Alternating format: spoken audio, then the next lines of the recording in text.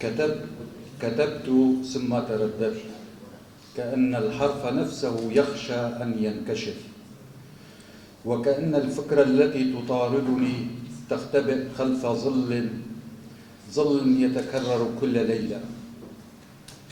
اسألني هل وصلت؟ أم أنني ما زلت أرتب خطواتي على طريق لا نهاية له؟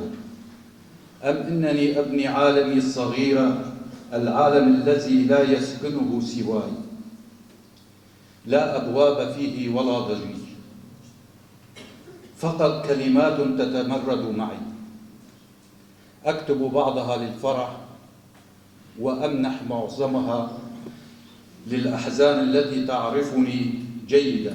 أفتح دفتري كما لو أني أفتح نافذة على ذاتي، أقلب صفحاته بحرص، وأجعل لكل صفحة اسما يشبه مدينة، وأجعل لكل صفحة اسما يشبه مدينة ترسم فصولا 4: شتاء يبلل الذاكرة،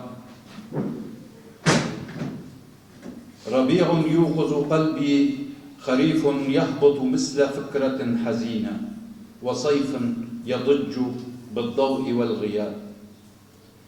أسكن هذه المدن وأتجول في شوارعها جيدا، أسكن هذه المدن وأتجول في شوارعها وحيدا، أضحك أحيانا ويأخذني البكاء بلا سبب، أحزن وأفرح بما تلقيه الكلمات في روحي من حياة صغيرة، لكنها تكفيني، فهي عالم بسيط كخطوة، عميق كجرح، بسيط كخطوة، عميق كجرح، ولا أستطيع العيش خارج حدوده، لأنني خلقت نفسي فيه، ولأن المدن التي ولدتها بالحبر هي وحدها التي تعيدني إليها.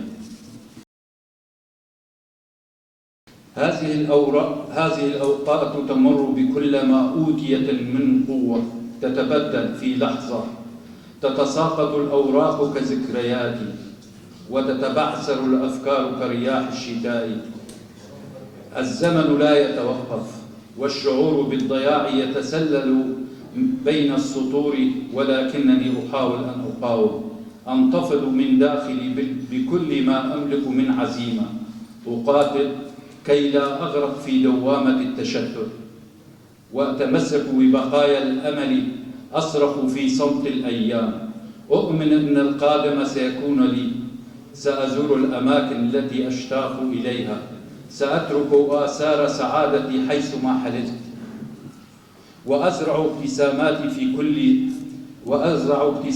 في كل زاوية، لعلها تنثر النور في الظلام. سأنسى ما فات، فالدنيا لا تستحق أن نلبسها ثوب الحزن. الحياة قصيرة، واللحظات تنساب بين كفينا، تبحث عن من يصونها. سأترك خلفي قليلا من الفرح وأمضي، وإن كانت ومضة الأمل هي التي تحملني، فستكون كافية لأشعل العالم.